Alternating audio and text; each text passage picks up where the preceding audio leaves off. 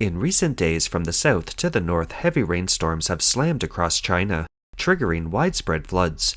With both relentless rainfall and deliberate dam releases, massive urban flooding has overwhelmed entire regions, and the footage is absolutely jaw-dropping. In Guangxi, cities like Yulin, Liaozhou, Guilin, and Wuzhou were battered by non-stop rain. Flash floods hit hard, rivers surged, streets turned into rivers, and homes were inundated. But the worst hit? Rural towns in Beiliu in the northern Guangxi. In Lujiang's Dalong Township, the river overflowed with the most severe flooding since 2015. At the start of July, Beiliu issued 3 red-level rainstorm alerts in just a few hours. The storm lasted nearly 6 hours, and it was intense. 3 weather stations recorded over 250 millimeters of rain. That's more than many places get in an entire month. As a result, 6 rivers, including the Liaoning, Pingding Shui, Beiliu River, and Qinghu River in Sichuan, rose rapidly. In one stretch of the Liaoning at Dalun, water levels surged 1.23 meters above the danger mark. That's a serious threat. An elderly resident said this is the worst rain he's seen in 30 years. The town itself was okay, but in the villages things got rough. Roadways collapsed, the power's out, and worst of all, the crops and fish farms were wiped out.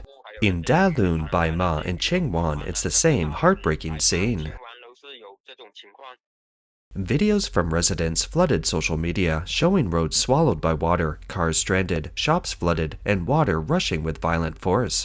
Parts of the city ground to a halt. Other clips show flash flooding near the Wanda Plaza in Yulin, Guangxi, turning what should be busy city streets into waterways. Netizens mocked what was once a highly praised $98 million drainage system. It failed spectacularly under the downpour. Large swaths of the city went underwater. Locals joked, so much for a $98 million anti-flood system, it couldn't even handle one storm. And it's not over yet. Meteorologists warn that heavy rain will keep pounding central and northern Guangxi over the next 3 days. Some places may even face extreme rainfall. The flood risk remains high. The Sichuan Basin in southern China wasn't spared either. It's now another epicenter of torrential rain. On July 6 at 5 p.m., Sichuan's Water Resources Department and Weather Bureau issued a blue-level mountain flood alert. They warned that several areas face high flood risks within the next 24 hours.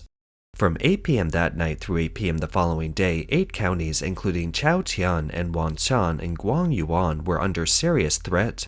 In recent days, widespread torrential rain has slammed across Sichuan, with some areas seeing record-breaking downpours. Over 100,000 square kilometers were affected, and in more than 70,000 of those, the rainfall hit extreme levels. In just one day, the province took in over 14 billion cubic meters of rainfall. One netizen described it as filling up 1,000 West Lakes. That's how massive it was. One of the immediate effects? River levels spiked. The Min River saw a surge upstream, forcing the Zipingpu Reservoir northwest of Chengdu to release huge volumes of water. But Chengdu itself was already in the storm's bullseye, so the reservoir's discharge just made things worse. Streets flooded, traffic gridlocked, the city was drowning.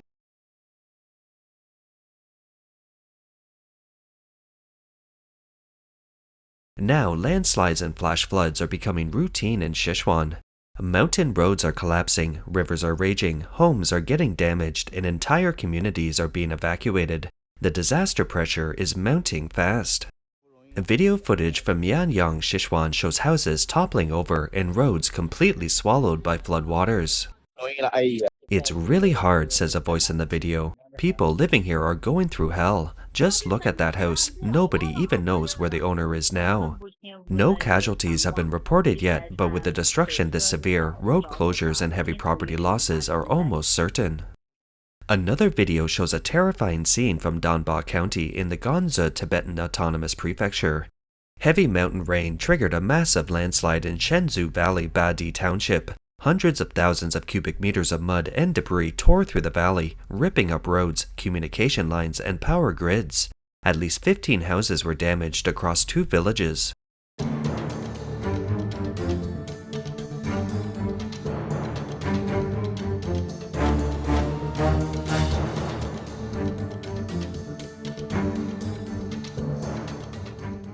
On the night of July 4th, the Zhoujiagao County Transport and Police Departments issued an urgent bulletin.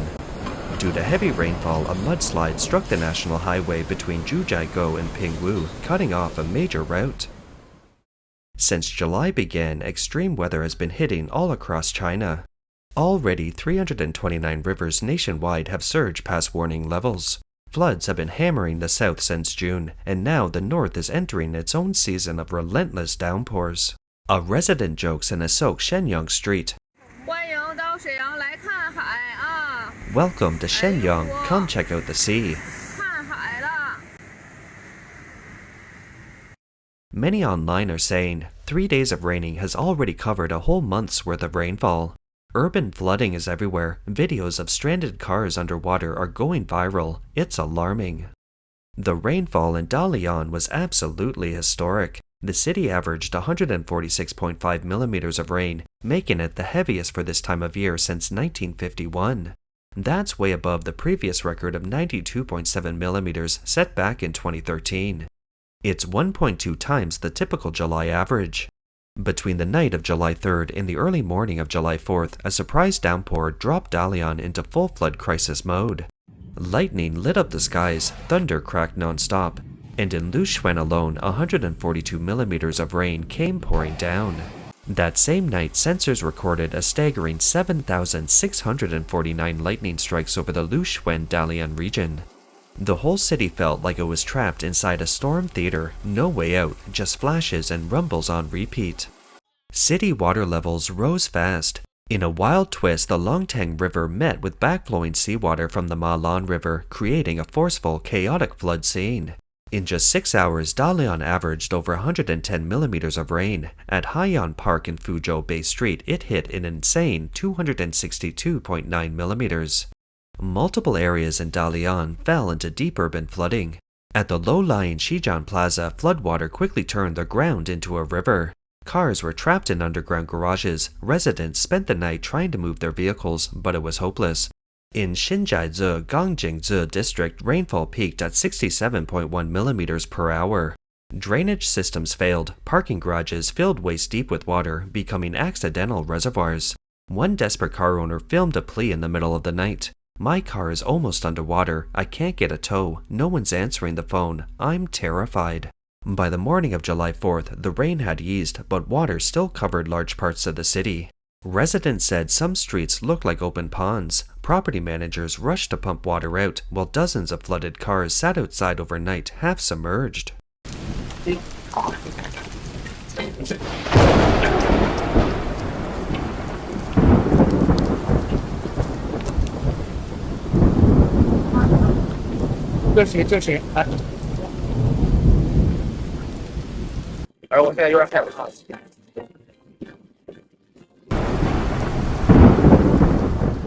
Other videos show buildings in Dalian getting swept away or collapsing altogether. Part of the Malan River embankment collapsed. Some cars were pushed to the edge of cliffs, teetering dangerously. From a high-rise window, a resident recorded the scene, watching a landslide sweep down a muddy hillside. This is the first time in my life I've seen a real mudslide with my own eyes. It's like nothing I've ever witnessed. Northern Shanxi wasn't spared either. On July 4th, the city of Taiyuan, already soaked from a previous storm, got slammed again by a vicious combo of rain, wind, and lightning.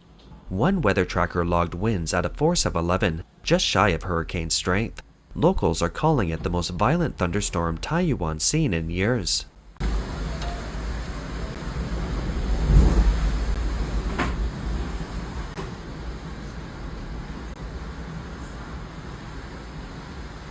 One local posted, "I've been alive for over 30 years and I've never seen rain this terrifying."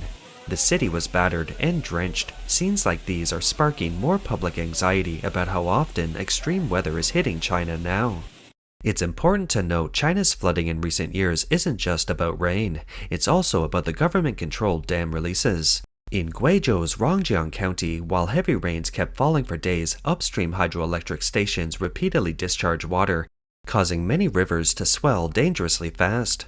Residents in Tukou Town, Huihua City, Hunan Province, also hit by floods, told NTD News that several upstream hydropower stations had opened their floodgates. Starting June 23rd, the Tukou station opened 7 gates in total, sending the Yuan River's water level soaring. At a July 4th press conference, China's Vice Minister of Water Resources Chen Min confirmed it. As of 8 a.m. that morning, 329 rivers across China had surpassed flood warning levels. But despite the devastation, not a single top-ranking official, no one at the vice-national level or above, has visited the hardest-hit areas. No tours, no statements, not even a so-called important directive.